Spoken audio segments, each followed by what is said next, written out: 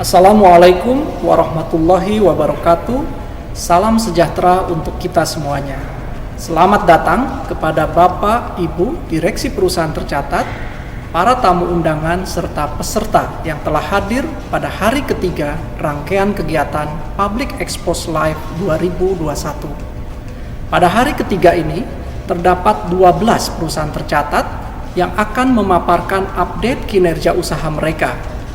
Public Expose Live 2021 ini adalah momen yang sangat tepat bagi para investor untuk mengetahui kondisi keuangan, perkembangan, dan rencana perusahaan tercatat ke depannya yang akan dipaparkan secara live oleh pihak manajemen perusahaan tercatat. Semoga dengan kemudahan mengakses informasi terupdate tentang kondisi perusahaan tercatat yang kami upayakan ini dapat semakin meningkatkan kepercayaan masyarakat terhadap pasar modal Indonesia. Kami juga berharap kegiatan ini dapat meningkatkan likuiditas pasar dan basis investor domestik. Selamat mengikuti acara Public Expose Live 2021. Semoga dapat menjadi tambahan informasi dalam menentukan keputusan berinvestasi dari Bapak Ibu para investor ke depannya. Terima kasih. Wassalamualaikum warahmatullahi wabarakatuh.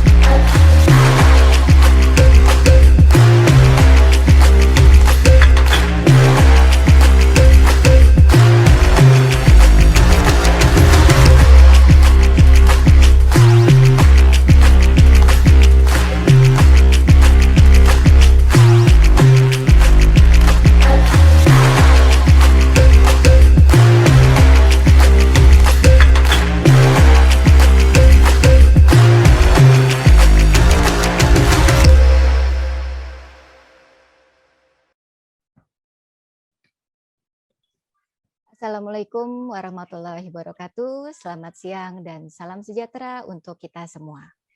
Selamat datang kepada Bapak dan Ibu dalam acara Public Expose Live 2021 dalam rangka 44 tahun diaktifkannya kembali pasar modal Indonesia. Perkenalkan saya, Koli Rezeki, yang akan menjadi moderator pada sesi Public Expose PT United Tractors Tbk. Sebagai informasi, PT United Tractors Tbk telah tercatat di Bursa Efek Indonesia pada tanggal 19 September 1989 dengan kode perdagangan UNTR.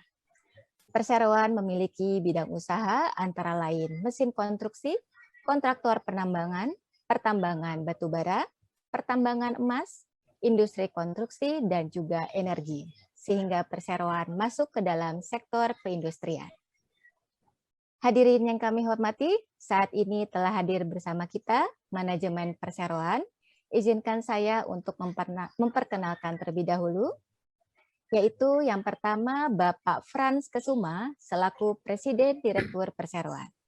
Selamat siang Pak Frans, apa kabar Pak? Siang Koli, baik-baik, semoga sehat semuanya ya. Amin, amin, baik Pak. Kemudian yang kedua yaitu Bapak Edi Sarwono selaku Direktur Sumber Daya Manusia. Selamat siang. Ya, selamat siang Pak Edi. Apa kabar Pak? Kabar baik, salam sehat. Salam sehat juga. Terima kasih Pak. Ya, selanjutnya yaitu Bapak Idot Supriyadi selaku Direktur Produk Support. Selamat siang Pak Idot. Apa kabar Pak? Selamat siang Mbak. Sehat-sehat semuanya Mbak. Amin. Terima kasih Pak. Ya, selanjutnya yaitu Bapak Lodi Irwanto Elias selaku Direktur Marketing. Selamat siang Pak Lodi. Ya, apa kabar siang, Pak? Baik, salam sehat. Baik, berikutnya yaitu Bapak Iwan Hadiantoro selaku Direktur Keuangan. Selamat siang Pak Iwan, apa kabar Pak? Baik, kembali salam sehat dan sejahtera buat kita semua. Baik, berikutnya yaitu Bapak Iman Nurwahyu selaku Direktur Sales Operation. Selamat siang Pak Iman, apa kabar Pak? Selamat siang Mbak Poli, kabar baik, salam sehat untuk Anda. Alhamdulillah, terima kasih Pak. Ya, selanjutnya yaitu Ibu Sarah Kalubis selaku Sekretaris Perusahaan dari Perseroan. Selamat siang Ibu Sarah, apa kabar Ibu? Baik, selamat siang. Terima kasih Mbak Poli. Ya, baik. Sebelum memasuki sesi pemaparan, kami ingin menginformasikan kepada Bapak dan Ibu peserta Public Expose untuk mengajukan pertanyaan. Bapak dan Ibu dapat langsung menuliskan di kolom Q&A dan akan kami bacakan pada sesi tanya jawab berlangsung. Dan pada saat di akhir acara nanti dapat kami sampaikan akan pemberian door prize, dan jika Bapak dan Ibu ingin berpartisipasi, kami persilakan untuk mengisi kuesioner pada link yang tercantum di running text pada layar Bapak dan Ibu sekalian.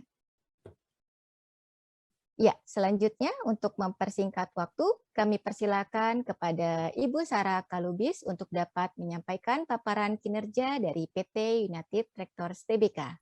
Kepada Ibu Sarah, kami persilakan. Terima kasih. Para peserta Public Expose Live 2021 yang kami hormati, selamat siang dan salam sejahtera untuk kita semua. Terima kasih kami ucapkan kepada Bursa Efek Indonesia yang telah memfasilitasi terselenggaranya acara ini dan keikutsertakan Bapak Ibu sekalian dalam acara Public Expose PT United Tractors Tbk atau Perseroan untuk tahun 2021. Sebelumnya saya informasikan bahwa seluruh pihak perseroan yang terlibat dalam acara ini sudah divaksin dan kami sudah melaksanakan swab test. Pada acara ini kami akan menyampaikan presentasi singkat mengenai inisiatif bisnis perseroan, kinerja operasional dan kinerja keuangan, serta program tanggung jawab sosial yang telah kami laksanakan sampai bulan Agustus tahun 2021. Sebagai grup perusahaan yang berdiri pada tahun 1972, slide berikutnya, dan menjadi perusahaan terbuka pada tahun 1989, saat ini Perseroan memiliki 6 lini atau segmen usaha. Segmen pertama adalah mesin konstruksi yang bergerak di bidang distribusi alat berat dan layanan purna jual.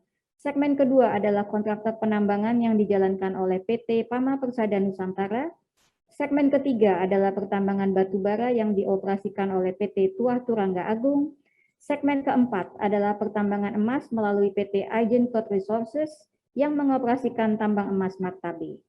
Segmen kelima adalah industri konstruksi dijalankan oleh PT Akset Indonesia Tbk, dan segmen keenam adalah bidang energi yaitu pembangkit listrik. Slide berikutnya. Dalam segmen usaha energi, sejalan dengan strategi pengembangan usaha di sektor energi yang ramah lingkungan, Perseroan telah menetapkan bisnis energi baru dan terbarukan sebagai salah satu strategi transisi korporasi.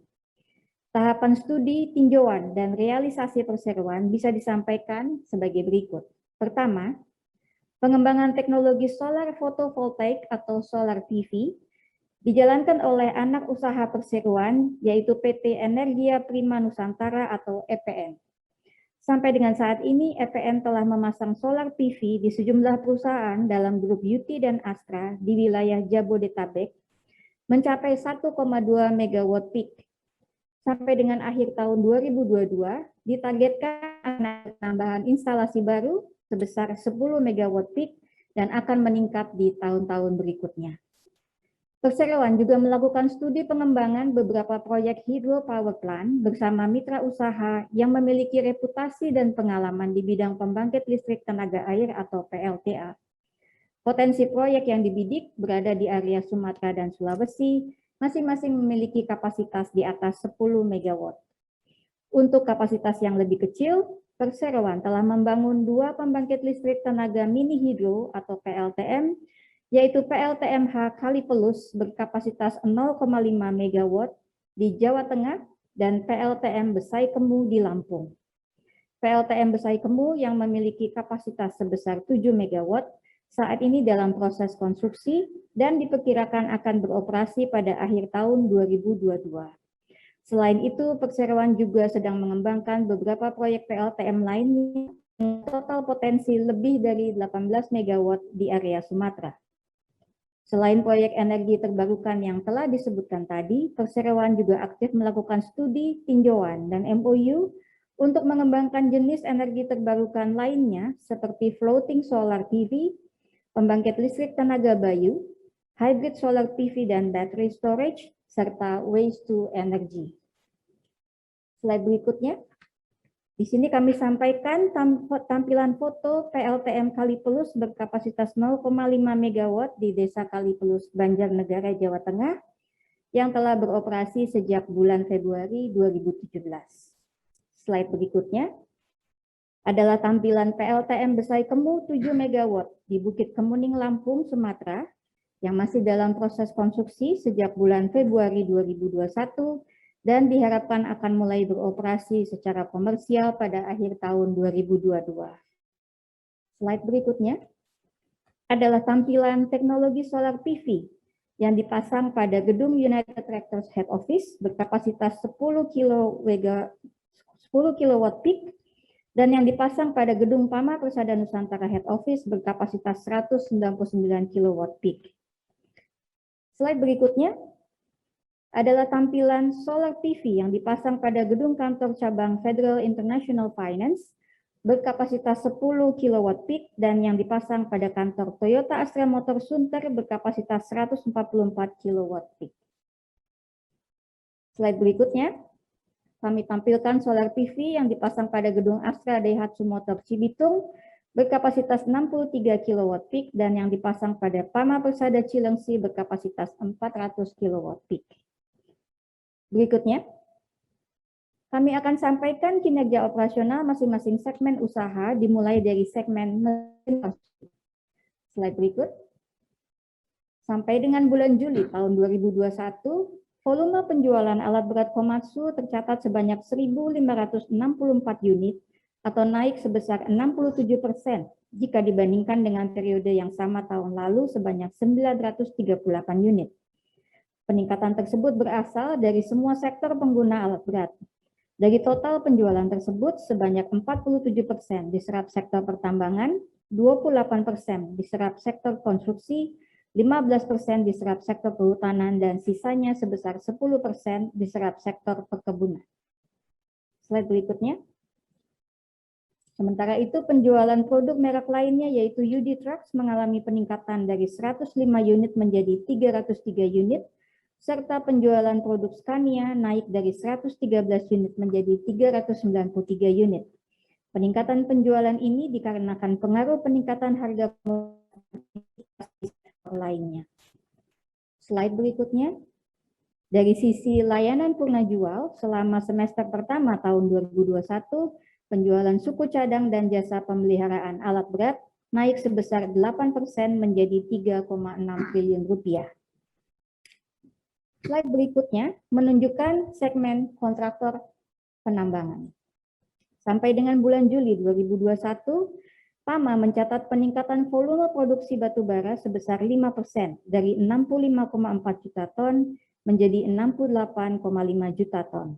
Sedangkan volume pekerjaan pemindahan tanah atau overburden removal turun sedikit sebesar 1% dari 489,3 juta BCM menjadi 483,9 juta BCM. Sementara itu rata-rata stripping ratio sampai dengan bulan Juli 2021 adalah sebesar 7,1 kali atau turun sedikit dari 7,5 periode yang sama tahun lalu. Slide berikutnya. Pada segmen pertambangan batubara sampai dengan bulan Juli tahun 2021, PT Tuah Turangga Agung telah menjual batubara sebanyak 7,1 juta ton atau meningkat 13%.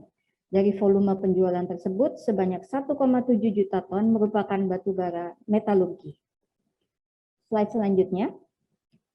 Pada segmen pertambangan emas, total penjualan setara emas dari PT Agincourt Resources sampai dengan bulan Juli 2021 adalah sebanyak 204.000 ons atau turun sebesar 4% dari periode yang sama tahun 2020 sebesar 212,5 ons. Slide selanjutnya menunjukkan segmen industri konstruksi yang dijalankan oleh Aksep membukukan pendapatan bersih sebesar 636 miliar rupiah pada semester pertama 2021 atau turun 15% dari sebelumnya 146 miliar rupiah. Hal ini disebabkan dampak situasi COVID-19 pada proyek yang sedang berjalan dan membatasi peluang proyek-proyek baru.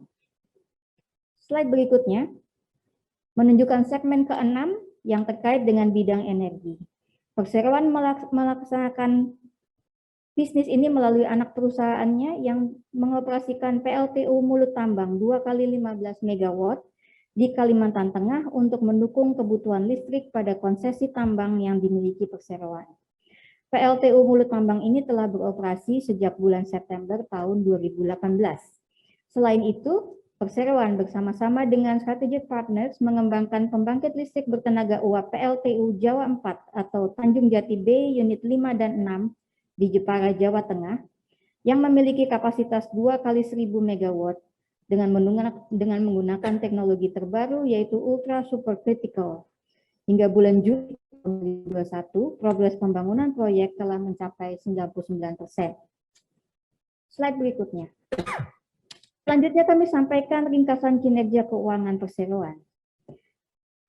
Peningkatan aktivitas di berbagai sektor pengguna alat berat dan peningkatan harga komoditas berdampak pada membaiknya kinerja perseroan sampai dengan semester pertama tahun 2021 dibandingkan periode yang sama pada tahun 2020.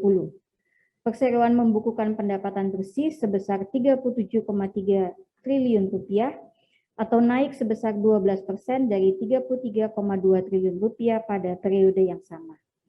Terhadap total pendapatan bersih konsolidasian, segmen mesin konstruksi memberikan kontribusi sebesar 25%, segmen kontraktor penambangan sebesar 41%, segmen pertambangan batubara sebesar 20%, segmen pertambangan emas sebesar 12%, dan sisanya sebesar 2% dari segmen industri konstruksi.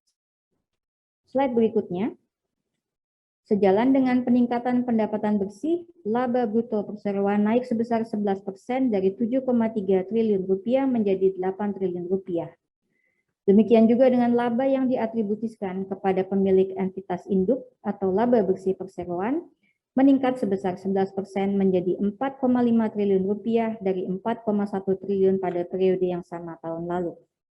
Nilai total aset perseroan mencapai 106,9 triliun rupiah atau naik 3% dibandingkan periode yang sama tahun lalu.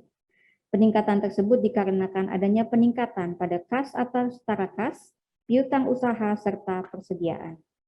Pada sisi liabilities terdapat penurunan sebesar 8% menjadi 39,2 triliun. Penurunan ini terutama berasal dari penurunan pada pinjaman bank jangka panjang dan liabilitas imbalan kerja. Perseroan pengelolaan permodalan berdasarkan rasio giring konsolidasian. Sampai bulan Juni tahun 2021, rasio utang bersih terhadap ekuitas perseroan adalah pada posisi net surplus. Slide berikutnya.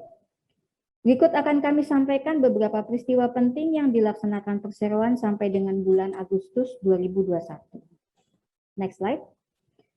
Dalam upaya memenuhi kebutuhan pasar alat berat, Perseroan telah meluncurkan beberapa produk baru sebagai berikut. Yang pertama adalah Komatsu Excavator PC135F-10M0, merupakan hydraulic excavator ukuran 13 ton yang banyak digunakan di sektor kehutanan. Komatsu Excavator PC200-10MO CE merupakan excavator kelas 20 ton yang dilengkapi dengan mesin 4 silinder berperforma tinggi. Selain itu, kami juga memperkenalkan Bomax Single Drum Roller D220D-5, merupakan single drum roller kelas 20 ton yang digunakan untuk proses pemadatan tanah, khususnya untuk konstruksi dan perawatan jalan tambang. Kemudian dengan bergabungnya Demak dengan Tadano, menghadirkan produk Tadano Demak All-Terrain Crane dan Lattice Boom Crawler Crane. Tipe all-terrain crane ini memiliki pilihan kapasitas angkat maksimum hingga 1.200 ton, sedangkan kehadiran Tadano Demak Lattice Boom Crawler Crane menandai awal sejarah bagi United Tractors masuk ke pasar crawler crane yang banyak digunakan pada proyek konstruksi dan pertambangan di Indonesia. Slide selanjutnya.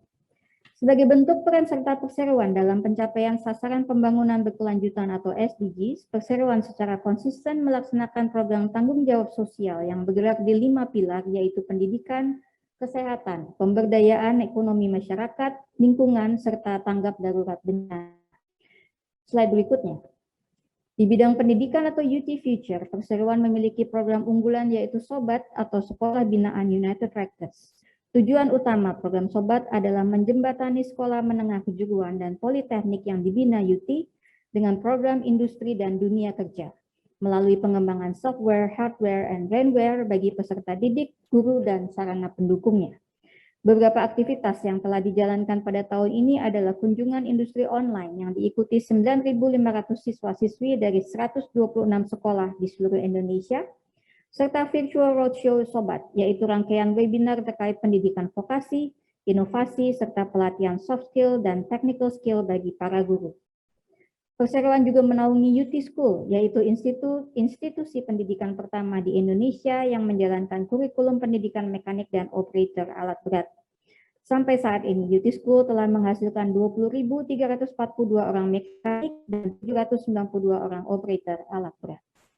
Selain itu, pada tahun ini perseroan telah melaksanakan kick-off kerjasama dengan Sekolah Vokasi Universitas Gadjah Mada untuk membantu meningkatkan pendidikan vokasi khususnya di bidang teknik alat berat. Slide berikutnya, di bidang kesehatan atau UT Care. Sejak awal pandemi di tahun lalu, hingga saat ini perseroan membangun dan menjalankan program komunitas siaga COVID di lingkungan masyarakat sekitar wilayah operasional maupun pembentukan kader kesehatan remaja di sekolah binaan UT atau SOBAT. Pembentukan komunitas siaga COVID dilakukan melalui program pendampingan Posyandu dan Posbindu dalam upaya penyelenggaraan pelayanan kesehatan masyarakat yang sesuai dengan protokol kesehatan di masa adaptasi kebiasaan baru. Sedangkan pembentukan kader kesehatan remaja atau duta sekolah sehat bertujuan untuk menegakkan protokol kesehatan dalam persiapan kegiatan belajar mengajar tatap muka di sekolah adaptasi kegiatan baru. Perseroan juga memberikan penghargaan bagi sekolah-sekolah yang secara aktif telah mengikuti seluruh rangkaian program dan menerapkan kriteria sekolah sehat, serta kepada Posyandu, Posbindu, dan kader kesehatan yang telah menerapkan sistem dan protokol kesehatan selama masa pandemi secara optimal. Slide berikutnya, di bidang lingkungan atau UTRIS, perseroan menjalankan beberapa program pelestarian lingkungan dan biodiversity, yaitu penanaman dan pemeliharaan mangrove di Muara Tawar dan Partai Indah Kapuk, konservasi hewan langka bekerjasama dengan Institut Pertanian Bogor, serta pemeliharaan ruang terbuka hijau di Kanal Banjir Timur, Jakarta Timur. Slide berikutnya. Di bidang pemberdayaan ekonomi masyarakat atau UT Growth, perseroan melakukan pembinaan bagi sejumlah usaha mikro, kecil, dan menengah dalam bentuk pengembangan keterampilan wirausaha, membangun jejaring, pemanfaatan sumber daya lokal untuk memenuhi kebutuhan lokal, dan mengembangkan modal sosial masyarakat. Slide berikutnya, di bidang tanggap darurat bencana atau UT Action, perseroan senantiasa siaga untuk membantu masyarakat yang tertimpa bencana, baik dalam hal penanggulangan maupun pemulihan. Sehubungan dengan penanggulangan pandemi COVID-19, perseroan telah mendistribusikan bantuan dalam bentuk alat medis dan alat pelindung diri bagi rumah sakit dan instansi pemerintah, serta paket sembako untuk masyarakat di sekitar wilayah operasi perseroan di seluruh Indonesia. Slide berikutnya. Masih dalam kaitan dengan penanggulangan pandemi COVID-19, perseroan mendukung program percepatan vaksinasi masyarakat melalui penyediaan lokasi dan fasilitas pelaksanaan vaksinasi. Sejak bulan April hingga Agustus 2021, terdapat lebih dari 57.000 warga masyarakat, baik di dalam dan di luar Jabodetabek, yang telah divaksinasi melalui fasilitas ini. Perseroan juga berpartisipasi dalam program vaksinasi gotong royong yang diinisiasi oleh Kementerian Kesehatan bekerjasama dengan Kementerian BUMN dan Kadin untuk vaksinasi karyawan. Slide berikutnya dan yang terakhir, kami sampaikan terima kasih kepada hadirin yang sudah bersedia mendengarkan paparan kami, dan terima kasih atas perhatiannya. Untuk selanjutnya sesi saya kembalikan kepada Ibu Koli sebagai moderator. Ya, baik. Terima kasih Ibu Sarah atas paparan yang disampaikan. Sangat menarik sekali Ibu untuk kinerja perseroan yang dapat disampaikan ke kami. Ya, baik Bapak dan Ibu, kita akan memasuki sesi tanya jawab sekarang. Saya akan membacakan pertanyaan yang sudah masuk di kolom Q&A. Mungkin satu pertanyaan dulu ya Bapak dan Ibu untuk langsung dijawab oleh tim manajemen perseroan. Untuk pertanyaan pertama dari Bapak Randi Arya Putra, bagaimana strategi perseroan dalam menyikapi penurunan market shares Komatsu di H1 2021 ini? Apakah penurunan market share karena kurang kompetitifnya harga jual alat berat? Kami persilakan manajemen perseroan untuk penjelasannya. Ya Pak Iman, saya minta menjelaskan. Baik, terima kasih Pak Frans. Kepada Pak Randi Arya Putra, saya coba elaborasi untuk pertanyaan Bapak. Tahun ini kami memiliki keyakinan berpeluang untuk kembali memimpin dan terus memimpin pangsa pasar alat berat. Dapat kami sampaikan sekitar bulan Juli dan antara Juli Agustus tahun ini kami telah melakukan soft launching untuk produk PC eskavator 20 ton PC 200-10 M0 CE. Produk ini memang kami dedikasikan untuk light medium duty. Tugasnya untuk masuk ke areal customer yang memang bekerja untuk light medium duty. Sementara produk utama kami PC 210 M0, -10 M0 itu memang didedikasikan untuk aktivitas heavy duty. Jadi kami bersama Komatsu telah memutuskan untuk tandem 2 model di kelas 20 ton yang kita tahu sama-sama adalah market size paling besar di alat berat di Indonesia. Jadi itulah kira-kira jawabannya. Dan paralel implementasi digitalisasi di company kami telah sampai kepada satu level di mana kami bisa memberikan komitmen kami untuk dapat dimonitor langsung secara live melalui gadget atau handheld dari customer. Kombinasi digitalisasi dan comment center kami memungkinkan kami untuk melakukan coverage alat berat yang bekerja di wilayah Indonesia di pelosok-pelosok tanah air.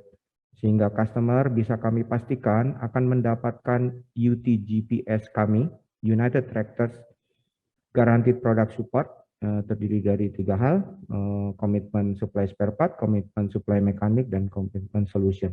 Pak Randi, semoga ini bisa menjawab atas upaya company untuk memastikan kami tetap sebagai pemimpin pasar.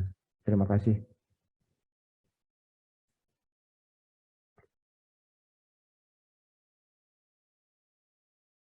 Ya, baik. Terima kasih Bapak Iman atas penjelasannya, Pak. Sangat menarik sekali. Mudah-mudahan sudah terjawab ya untuk Bapak Randi. Baik, berikutnya adalah pertanyaan kedua dari Bapak Taufik. Kebetulan ini ada 3 pertanyaan Bapak dan Ibu. Yang pertama, bagaimana dampak bagi target produksi dan OB dari PAMA setelah kembali lanjut di Adaro? Apakah sudah ada customer pengganti dengan skala yang sama? Pertanyaan kedua, apa yang menjadi penyebab tersendatnya suplai alat berat akhir-akhir ini? Dan pertanyaan ketiganya, selain pertambangan batu bara, perusahaan sudah masuk ke emas. Apakah dalam waktu dekat ada rencana untuk masuk ke pertambangan lain seperti nikel, boksit, atau mineral lainnya? Baik, kami persilakan manajemen perseroan untuk tanggapannya. Ya, makasih. Saya minta Pak Lodi jawab yang nomor 2 dulu, nanti yang sisanya biar saya yang jawab. Pak Baik, Lodi, silakan. Oke, terima kasih Pak Taufik Idris. Saya akan mencoba menjawab pertanyaan nomor 2, penyebab tersendatnya suplai alat berat akhir-akhir ini. Jadi seperti kita ketahui, kenaikan permintaan atau demand untuk alat berat ini sangat tinggi sekali. Tentunya bagi manufacturing perlu waktu untuk mereka menata kembali produksi mereka, terutama erat kaitannya dengan supply dari subkontraktor mereka, seperti misalnya supply komponen yang dimana pada saat ini juga dibarengi dengan adanya pandemi. Jadi pandemi ini cukup mempengaruhi rencana produksi mereka. sehingga percepatan produksi yang sedianya bisa mereka percepat akhirnya terhambat juga. Kita juga masih mengalami masalah supply pada akhir bulan Juli lalu, terutama supply yang dari Thailand itu juga terhambat gara-gara adanya pandemi COVID. Supply dari Indonesia pun kami juga mengalami kendala, sehingga produksi alat-alat berat itu akan kembali pulih. Saat ini kami sudah mengalami supply yang cukup baik di semester kedua ini. Sehingga kita sangat berharap di semester kedua ini kita bisa segera menjual dengan lebih banyak lagi, dengan kata lain menaikkan market share kita ke level yang lebih baik lagi. Demikian jawaban saya, Pak Taufik Idris. Ya, terima kasih Pak Lodi. Untuk pertanyaan nomor 1, dampak bagi target produksi dan OB setelah tidak lanjut di Adaro. Ya, kita tahu bahwa dengan kondisi market seperti sekarang, hampir semua customer itu meningkatkan produksinya, sehingga memang belum ada customer pengganti. Namun demikian, untuk target produksi itu sudah ada peningkatan dari customer-customer yang ada sekarang, dan penambahan itu sudah melebihi berkurangnya produksi di PAMA karena berhentinya atau tidak lanjutnya kontrak kami di Adaro. Ya, jadi penambahan itu sudah melebihi dari yang hilang dari Adaro. Kemudian yang nomor 3, seperti kami sampaikan beberapa waktu lalu juga, bahwa memang tetap ada niat kami untuk masuk ke rencana untuk ke pertambangan-pertambangan yang lain. Hanya memang dalam hal ini kita tahu dengan kondisi komoditas yang tinggi seperti sekarang, sedikit sekali perusahaan yang ingin melepaskan asetnya.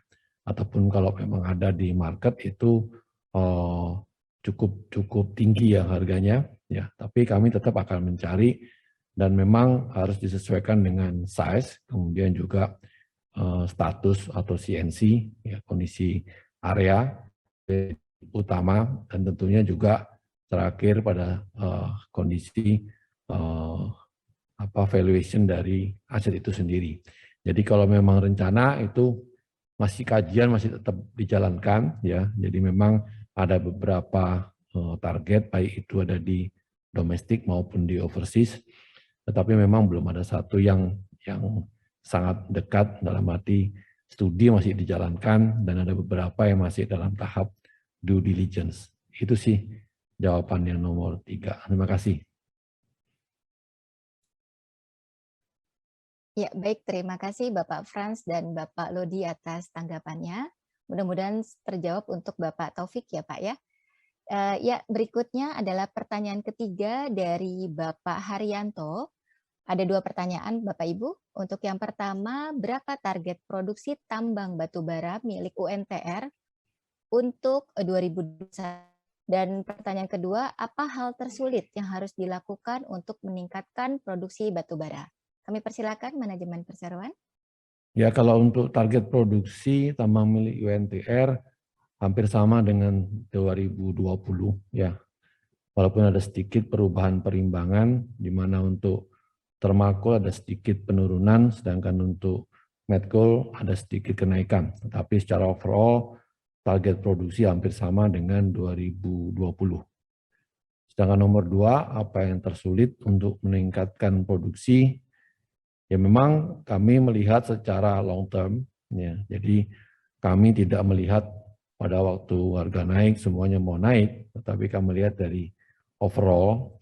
Dan kalau dilihat dari kondisi sekarang, memang ada 2 hal, selain masalah alat berat dan juga masalah manpower, karena kita tahu dengan adanya pandemi, kebutuhan manpower untuk produksi yang sama itu pun akan harus ditambah, karena untuk mobilitas dari karyawan atau labor untuk keluar dan masuk di proyek itu harus disesuaikan dengan protokol yang ada, misalnya untuk vaksinasi, ya itu diharuskan untuk melakukan traveling, itu juga membuat kami harus mulai menghitung lagi adanya penambahan untuk produksi yang sama. Sehingga kalau produksinya itu naik, maka peningkatan dari manpower itu pun lebih banyak dibandingkan kejadian atau kondisi sebelum pandemi. Itu yang nomor 3 tadi ya pertanyaannya. Terima kasih. Iya, baik. Terima kasih Bapak Frans atas penjelasannya. Izinkan untuk lanjut ke pertanyaan keempat ya Bapak Ibu, dari Bapak atau Ibu Tino Aulia. Kebetulan ada 3 pertanyaan Bapak dan Ibu. Pertanyaan pertama, bagaimana situasi produksi batu bara saat ini dengan kendala cuaca? Dan pertanyaan kedua, apabila harga batu bara Newcastle turun di level 80 sampai 90 US dollar per ton, apakah perseroan akan kembali memberikan diskon? Dan pertanyaan ketiganya, walaupun harga batu bara yang tinggi, mengapa volume produksi batu bara PAMA hanya diharapkan flat tahun ini? Kami persilakan manajemen perseroan. Baik, bagaimana situasi produksi dengan kendala cuaca? Ya kita semua paham cuaca itu di 2 bulan terakhir, terutama bulan Agustus itu memang ada kendala ya karena memang hujan sangat luar biasa. Namun demikian kami tetap ingin memanfaatkan atau meningkatkan produktivitas dan kemudian juga mengurangi delay ya. Dan memang ada beberapa di mana ada excess capacity dari tahun-tahun sebelumnya, itu yang coba kita manfaatkan sehingga kalau kita lihat dari year to date itu hanya sedikit berpengaruh ya karena di bulan-bulan Mei, Juni, Juli itu memang kondisi Mei, Juni terutama kondisi sedang baik ya, cuaca sangat mendukung, itu kami memanfaatkan cuaca dengan meningkatkan produksi sehingga pada saat ada gangguan terutama di bulan terakhir, bulan Agustus, itu secara overall atau year to date itu masih bisa sesuai dengan target yang dibebankan. Kemudian yang kedua, apabila harga batu bara turun ke level, ini yang tadi, oh ya benar ya, apabila harga batu bara Newcastle turun ke level 80, apakah perseroan kembali memberikan diskon? Sebetulnya diskon itu diberikan pada saat kondisi di bawah 70 ya, 70-an ataupun mungkin di bawah 70. Jadi kalau itu level 80-90 itu relatif tidak ada diskon. Hanya memang kalau kita lihat diskon itu ada yang sifatnya direct, ada yang sifatnya memang harga itu sudah ditetapkan sesuai dengan indeks. Jadi mungkin bukan diskon ya, tetapi memang ada beberapa klaster dari harga yang memang sudah ditentukan. Jadi kalau harga 80-90, maka kita masuk dalam range yang masuk di klaster kedua misalnya.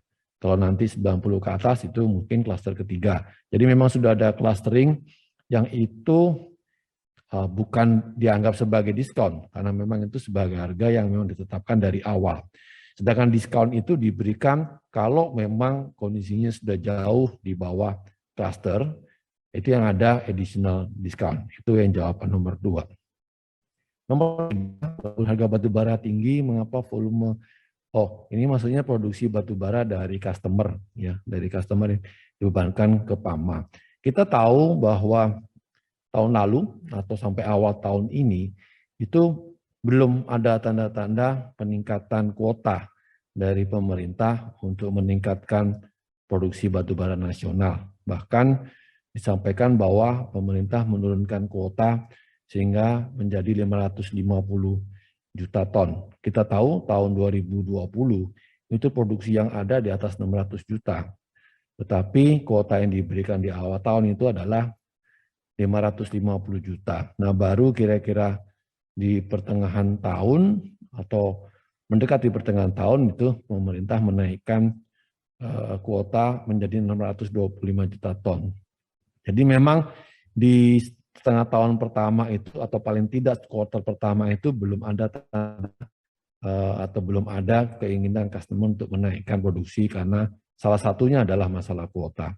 Yang kedua, kita juga paham bahwa banyak sekali customer dari PAMA itu merupakan PKP2B, pemilik PKP2B yang akan habis masa berlakunya 2021 atau 2022. Nah, dengan demikian mereka coba menunggu sampai mereka mendapatkan extension dari license yang diberikan oleh government. Sehingga baru di pertengahan tahun, dan itu juga bersama dengan peningkatan permintaan, sehingga juga mesti dipikirkan penambahan dari produksi itu apakah bisa dilakukan di tahun ini, mengingat delivery dari alat berat itu biasanya di kuartal 3 atau 4. Ya. Sehingga dengan demikian di tahun 2021 itu memang belum ada peningkatan produksi, dan mungkin di 2022 mereka akan meningkatkan produksi dari batu bara. Kira-kira demikian. Terima kasih. Ya, baik. Terima kasih Pak Frans atas penjelasannya. Mudah-mudahan sudah terjawab ya untuk Bapak dan Ibu Tansino Aulia. Sangat komprehensif sekali Bapak Frans untuk penjelasannya. Ya, selanjutnya pertanyaan kelima dari Bapak Yusuf Habibi Harahap. Kenapa penjualan dalam sektor penambangan emas pada 7M 2021 menurun dan pada tahun 2020 juga tidak meningkat, padahal harga komoditi emas cukup baik? Kami persilakan manajemen perseroan. Ya, terima kasih. Jadi memang ada perbedaan antara emas dan batu bara. Peningkatan komoditas atau produksi batu bara itu dilakukan dengan menambah alat ataupun orang. Ya, tapi dari sisi processing itu biasanya tidak ada perubahan. Mereka biasanya cuma crushing dan washing sebagian. Dan juga kita lihat pertambangan batu bara itu sifatnya biasanya satu SIM mempunyai kualitas yang sama, sehingga mereka relatif lebih mudah untuk bertahankan kualitas. Sedangkan untuk tambang emas itu kita tahu bahwa grade dari emas itu berubah-ubah, dan biasanya semakin ke lapisan yang di bawah itu grade-nya menurun untuk yang vein. Dan yang kedua juga masalah recovery. Kenapa? Biasanya kalau sudah masuk di level yang lebih bawah, itu akan ada perubahan ore body type-nya dari yang sebelumnya itu ada di zona oksida menjadi bersifatnya sulfida. Sehingga dengan demikian memang ada penurunan grade dan recovery karena dia semakin ada di level yang lebih dalam. Nah, artinya dengan produksi yang sama untuk ore atau bahkan meningkat ore-nya, itu bisa terjadi keluar itu secara produksi itu tidak lebih baik karena memang kita tahu berapa yang diambil itu dalam bentuk ore harus dikalikan dengan grade dan recovery. Itu yang menyebabkan produksi tidak bisa serta-merta dinaikkan hanya dengan menaikkan material yang diproduksi. Tapi juga mesti dilihat dari processing-nya. Nah, sebetulnya kami juga melakukan additional investasi untuk meningkatkan recovery ya dengan cara membuat oxygen tank yang akan meningkatkan recovery karena itu sifatnya sudah sulfida. Nah, namun demikian memang di tahun 2021 itu mengalami sedikit penurunan dibandingkan tahun 2020. Dan memang ada beberapa processing plant atau additional processing yang belum selesai karena kita tahu dengan penambahan beberapa aktivitas misalnya dengan floating atau rotation, floating dan roasting itu akan bisa meningkatkan recovery. Tapi karena itu butuh waktu 1-2 tahun sehingga memang baru bisa ada hasilnya di 2022 atau 2023. Itu kira-kira yang untuk tambang emas ya. Terima kasih. Ya, baik. Terima kasih Bapak Frans atas tanggapannya dari pertanyaan Bapak Yusuf tadi. Selanjutnya pertanyaan ke-6 dari Bapak Tri Subki. Ada 2 pertanyaan Bapak dan Ibu. Untuk yang pertama, berapa besar permintaan alat berat Komatsu dari segmen pertambangan? Apakah UMTR dapat memenuhi permintaan dari segmen pertambangan saat harga batu bara sedang tinggi? Dan pertanyaan keduanya yaitu permintaan alat berat Komatsu dari sektor tambang nikel, seberapa besar pertumbuhan permintaannya? Kami persilakan manajemen perseroan. Ya, untuk pertanyaan ini Pak Iman saya minta untuk membantu. Silakan Pak Iman. Baik, terima kasih Pak Frans. Pak Trisubki, saya coba jawab pertanyaan Bapak. Jadi kalau kita lihat dari angka, saya coba paparkan. Dari penjualan kami di Juli 2021 1.500-an, 728 itu ada di mining sektor, di sektor pertambangan. Jadi nyaris separuh itu memang menuju ke pertambangan. Tapi dari 700 sekian itu, yang big mesin itu posisi Juli itu 127. Jadi memang ada kombinasi di sektor pertambangan antara big mesin dan medium mesin ya. Tapi dari sini kita bisa mendapatkan indikasi memang pertambangan sektor paling cepat naik tahun ini, di-trigger oleh tentu harga batu bara ya. Nah, market sendiri sesungguhnya 7.500-an di Juli ya. Jadi dari market 7.500 itu pertambangan mengalokasi yang tadi saya sampaikan. Lalu pertanyaannya, apakah mampu memenuhi permintaan itu? Kami memang harus mengakui terjadi keterlambatan supply atas big machine. Tapi kami memberi solusi ke para pelanggan kami, sembari mereka menunggu alat baru mereka masuk. Kami mendukung mereka untuk melakukan dua hal. Satu pilihan adalah memperpanjang life dari alat berat mereka sembari menunggu unit brand new mereka peroleh dari kami. Tentu tim produk support kami mendukung itu. Cara kami untuk memastikan bahwa mereka bisa tetap terus bekerja. Yang kedua, kalau memang tiba waktunya mereka akan melakukan overhaul atau remanufacturing, maka tim produk support kami pun telah siap dengan ketersediaan komponen. Jadi saya kira terjawab bahwa kami memang ada keterlambatan, kami dukung mereka untuk tetap berproduksi. Pertanyaan kedua, bagaimana permintaan di sektor nikel? Nikel memang sungguh menjadi sektor baru kami yang terjadi di tahun ini. Jadi tahun lalu itu nikel hanya sekitar di bawah 20% dari total volume alat berat untuk mining. Tapi tahun ini telah bergeser menuju sampai nyaris di atas 25% atau 30%. Jadi memang alokasi permintaan alat berat untuk nikel di tahun ini menjadi porsinya lebih besar. Nyaris 1,5 kali sampai 2 kali lipat dari tahun lalu. Demikian Pak Trisubki, semoga bisa menjawab pertanyaan Bapak. Terima kasih. Ya, terima kasih Pak Iman atas penjelasannya. Baik, mohon maaf sekali Bapak dan Ibu karena keterbatasan waktu. Tidak semua pertanyaan yang masuk di kolom Q&A dapat kami bacakan. Kami mengucapkan terima kasih atas pertanyaan yang disampaikan oleh Bapak dan Ibu. Ya, baik Bapak dan Ibu sekalian, sebagaimana telah diinformasikan sebelumnya bahwa akan ada pengundian door prize pada akhir acara ini. Untuk berpartisipasi dalam pengundian door prize tersebut, Bapak dan Ibu dapat mengisi kuesioner pada running text yang tertera di layar Bapak dan Ibu sekalian. Kuesioner ini sangat berguna bagi kami untuk mengetahui peningkatan layanan dan kualitas acara kami untuk tahun berikutnya. Baik, sebelum kita akhiri ini, terlebih dahulu kami persilakan kepada Bapak Frans Kesuma selaku Presiden Direktur Perseroan untuk dapat menyampaikan closing statement. Kepada Bapak Frans Kesuma kami persilakan. Terima kasih Ibu Koli. Baik, para peserta Public Expose Live 2021 yang kami hormati, pertama-tama kami ucapkan terima kasih kepada Bapak Ibu sekalian yang telah mengikuti acara Public Expose PT United Tractors Tbk untuk tahun 2021. Seperti yang sudah kami paparkan sebelumnya bahwa kinerja perseroan sampai dengan bulan Juli tahun 2021 mengalami peningkatan dibandingkan dengan periode yang sama pada tahun 2020 dikarenakan peningkatan aktivitas di berbagai sektor pengguna alat berat dan peningkatan harga komoditas.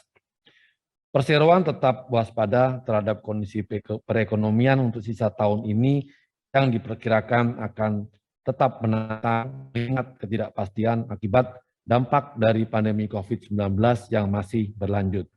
Namun demikian, dengan tren harga komoditas yang diperkirakan masih positif hingga akhir tahun, Perseroan tetap optimis bahwa target yang sudah ditetapkan dapat tercapai.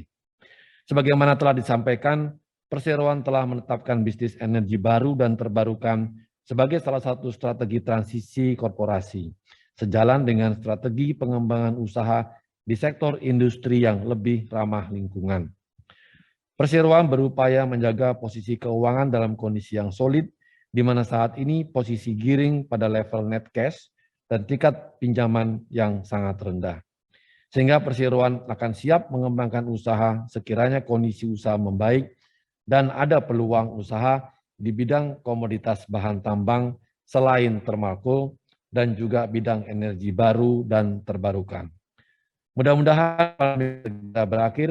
Semoga semua stakeholders dalam keadaan sehat dan UT terus berupaya secara aktif mendukung program vaksinasi yang dijalankan oleh pemerintah, baik untuk karyawan dan keluarga maupun untuk masyarakat sekitar tempat usaha kami berada. Demikianlah yang dapat saya sampaikan mengenai kondisi PT United Tractor saat ini. Terima kasih atas perhatiannya dan saya kembalikan kepada moderator. Ya, baik. Terima kasih Bapak Frans Kesuma atas closing statement yang disampaikan. Hadirin yang kami hormati, usai sudah paparan publik yang disampaikan oleh PT United Tractors Tbk. Atas nama Panitia Penyelenggara, kami mengucapkan terima kasih kepada manajemen PT United Tractors Tbk, serta seluruh peserta yang sudah hadir dan bergabung pada acara siang hari ini. Saya Koli Rezeki, pamit undur diri, dan sampai pada acara Public Expose Live di tahun yang akan datang. Maju terus pasar modal Indonesia. Wassalamualaikum warahmatullahi wabarakatuh. Waalaikumsalam.